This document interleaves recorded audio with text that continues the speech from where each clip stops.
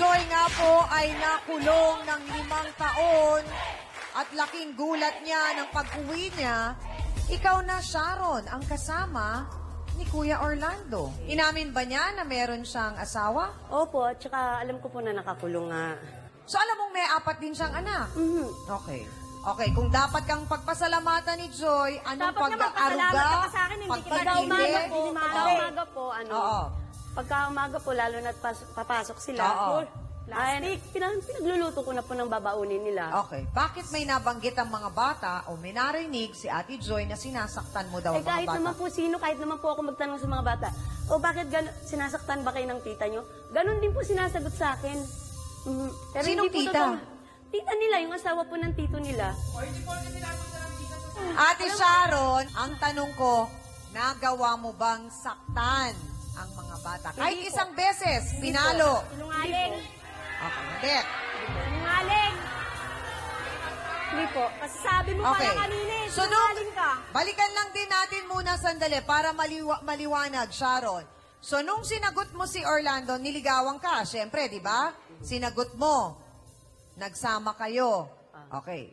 Saan kayo tumira nun? Sa bahay po nila. Oh, tigas ang mukha. Ang kapal talaga ng mukha mo. Sa bahay kung saan nakatira si talaga Joy mukha mo. dati Aha. at si Orlando. Bakit hindi mo sinabi kay Orlando na wag na lang doon? Baka pwede naman sa ibang bahay. Ay, Diba? hindi po kasi Tama. po. Kasi nga po maliit po yung bahay namin noon eh. Okay. Ngayon lang po napagawa. Pag gusto mo may paraan. Kumbaga, nung minahal mo si Orlando, minahal mo rin yung kanyang 4 na anak. Opo. Tapos, Tapos sasaktan ko? Ha? Sinabi yung So, pwede nga lang ang bata dito, dinala ko so eh. doon kayo Ay, tumira sino? sa bahay. Huwag kang Sinungaling ka. Sandali lang. Sinungaling ka. Sinungaling ka. Sharon, hindi mo ba naisip na darating ang isang araw na Ako, nakulong lalaya lang ako pero hindi ako si sinungaling. Joy? po yun. Napagandaan ko na po yun. Paano mo napagandaan yun? Pagka oras na lumayo ang asawa niya, sabi ko sa kanya, hindi mo ko kailangan palayasin, kusa akong aalis dito sa bahay. Alam ko yung pinasok ko, alam ko yung lugar ko. Paano ang bata? Paano ang relasyon ninyo? Yun nga po eh. Yun nga po, yun lang naman pong iniisip ni Orly, kaya hindi po siya, Salamat hindi ka, po hindi pa pwedeng kita hindi siya dinimanda eh. doon sa amin Bigam matulog kaya kasi yung kaso hinahanap mo. po siya ng anak ko eh. Pero kayong pakulong, So- gustuin ko. Hinahanap po siya. Okay. Ang anak nyo ay ilang taon na? pa nga ako eh. 2 taon. Babae o lalaki? Lalaki po. Lalaki. Matalino pa naman. Sa iba-ibang Okay. babae, Paano bigam ngayon na kaso ang mo. magiging sitwasyon nyo ni Orly? Sa akin po, wala naman Salamat pong ka problema sa akin, kung, hindi kita kung kinakasuhan. makikipag-iwalay siya sa akin. So, hindi na kayo magkasama? Ngayon po magkasama po. Magkasama pa rin. Oh, akala ko ba ang sabi mo, handa kang tanggapin? Opo. Bakit? Ano bang naging desisyon ni Orly? Hindi po kasi sa akin, pag pumunta siya dun sa bahay, nandun yung bata eh. Okay lang, kahit kung uuwi siya naman sa asawa niya, okay lang din. Eh kaso nga po, dun, lagi pong doon sa bahay umuwi. Pero attorney, dun lang muna tayo dun sa parang sinasabi ni Joy na wala siyang kasalanan, na frame up lang siya, pero siya ay nakulong po ng 5 taon. Paano po ba natin pwedeng tulungan si Joy sa problemang niyang yan? Yung mga nakukulong tiyang ami at ultimately ay sila ay napapawalang sala o na-quit. Meron po tayong ahensya na nasa ilalim ng Department of Justice. Ito po yung Board of Claims. Na sila po ang nagproproseso na yung mga ganitong mga klaseng mga napawalang sala at napatunayang hindi nagkasala at na-quit nga, ay maaari silang magkaroon ng claims against the government. Kung entitled po siya, ay sa aking palagay ay may makukuha po siyang mga benepisyo o kaya ay parang pera yata or compensation O for parang, that matter. konting tulong doon sa nangyari ngang napatunayan na siya ay wala pong sala pala, parang ganon. Tama po yun, Tiangami. Naririnig natin kanina, nagkokomento si Ate Joy at sinasabi niyang pwede kong idemanda si Sharon. Pwede po ba niyang gawin yon? Opo, dahil po merong pag-amin si Sharon kanina na nung ibinahay siya ni Mang Orlando doon sa mismong conjugal dwelling nitong ni Mang Orlando at saka ni Joy. So papasok po sa criminal concubinage ang nagawa ni Mang Orlando at tuminditaw mistress itong si Sharon.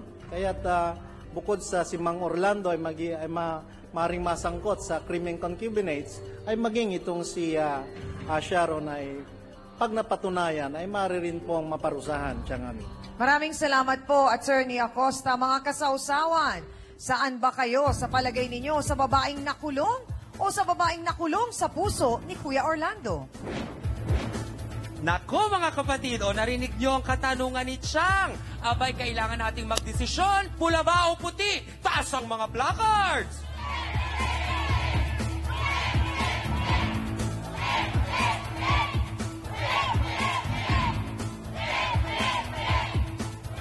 Chang, sa unang round ng ating botohan, malinaw na sinasabi ng mga sausawero at sausawera na si Joy ay not guilty. At ang sinasabi naman nila ay baka daw dapat siguro kung talagang gusto ni Sharon humiwalay na nga.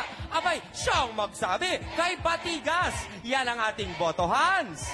Sabi mo kanina, Sharon, ginampanan mo yung pagiging ina sa mga anak ni Joy. Inalagaan mo sila, minahal mo, inasikaso mo, at hindi mo sinaktan.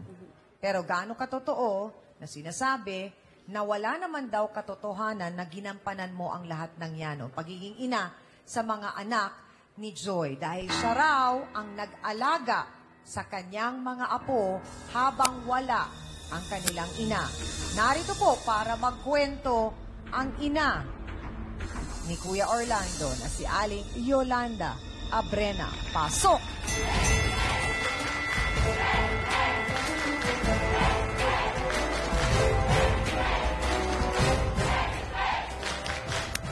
Aling Yolanda, ano po ang ginagawa ni Sharon sa inyong mga apo? Ang sabi po niya, inaalagaan niya, minahal niya, hindi niya sinasaktan. Hindi po totoo yun, ma'am. Hindi po totoo. Hindi totoo yan lahat.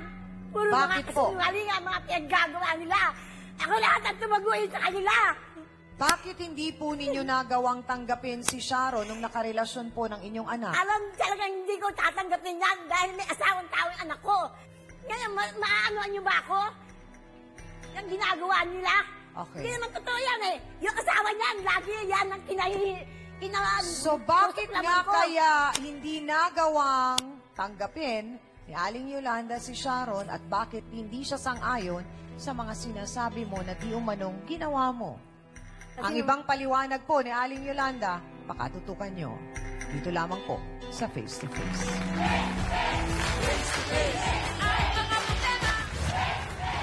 Makulong yung asawa ko si Joyce. Wala akong kasama, mga anak ko. Naghanap din ako lang kahit kaligayahan. Kahit pa. Ang tanong ngayon, Kuya Orly, at gustong malaman ng ating mga kasausawan, anong meron si Sharon na wala kay Joy kaya nahulog ang loob mo? Facebook sausawan na mga kapatid.